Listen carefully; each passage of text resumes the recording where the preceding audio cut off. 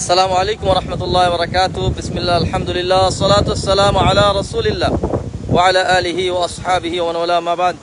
قال الله تبارك وتعالى في كلامه المجيد: هو الذي سخر البحر لتأكلوا منه لحما طريا। আল্লাহ তাআলা এই যে সমুদ্রকে আমাদের নিয়ন্ত্রণাধীন করে দিয়েছেন, এখান থেকে আমরা তাজা গোশত খেতে পারি, এখানে আমাদের আরোহণ করতে পারি এবং বিভিন্ন ফায়দা আল্লাহ সুবহানাহু ওয়া তাআলা এই সমুদ্রের মধ্যে রেখেছেন। তো অনেক সময় এই সমুদ্রগুলি নিয়ন্ত্রণে থাকে না, এটা অনিয়ন্ত্রিত হয়ে যায়। আসলে হবেও বা না কেন, এখানে যদি তাকায় দেখা হয়, আমি ওদিকে যেতে পারছি না, ওদিকে নারী পুরুষ যেভাবে গোসল করছে এবং যেভাবে বেহায়াপনা রয়েছে, আকাশের এই পরিস্থিতি, এই পরিবেশ, তারপরেও মানুষের এত সাহস।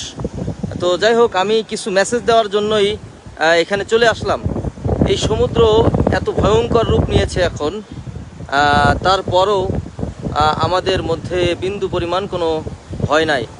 এই যে এই সামনে যে ছেলেটাকে দেখা যাচ্ছে, অনেকক্ষণ ধরে ঢেউয়ের মধ্যে রয়েছে, কাছে আসতে পারতেছে না বলেই মনে হচ্ছে, মাঝে মাঝে ডুবে যাচ্ছে। তো মানুষ কেন জানি খুব নির্ভীক হয়ে যাচ্ছে।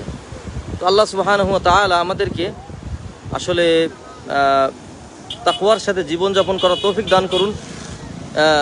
এই সমুদ্র থেকে আল্লাহ তাআলা যে নিয়ামত আমাদেরকে দিয়েছেন, সেগুলি আহরণ করার তৌফিক দান করুন। পাশাপাশি বেহায়াপনা, বেলাল্লাপনা যেগুলি রয়েছে, সেগুলি থেকে আমাদেরকে হেফাজত করুন।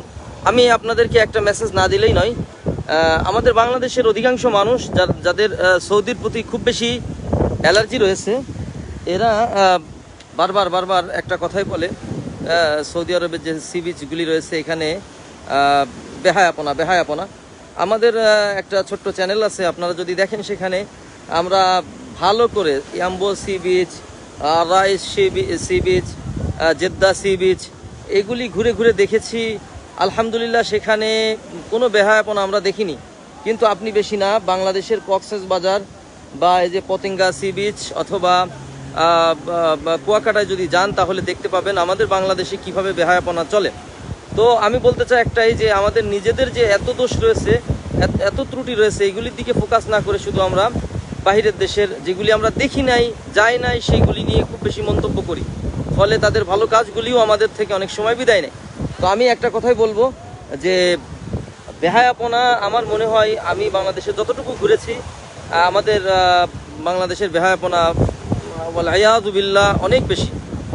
সেই তুলনায় আমি সৌদি আরবে অনেক ঘুরেছি, আলহামদুলিল্লাহ, বেহায়াপনা কিন্তু আমি দেখিনি। এবং আমি আমার সাথে আমার অতি নিকটতম জন হাজী সাহেবরাও গিয়েছেন, আলহামদুলিল্লাহ, সেখানে কিন্তু বেহায়াপনা দেখিনি। বরং আমাকেই বলছিল যে, খালিদ ভাই, আমাদের বাংলাদেশে তো আমরা ফেসবুকে পড়ে আসছি কি বেহায়াপনা জেদ্দায়, কিন্তু কোনো নারী পুরুষ তো বোরকা ছাড়া কিছু দেখলাম না।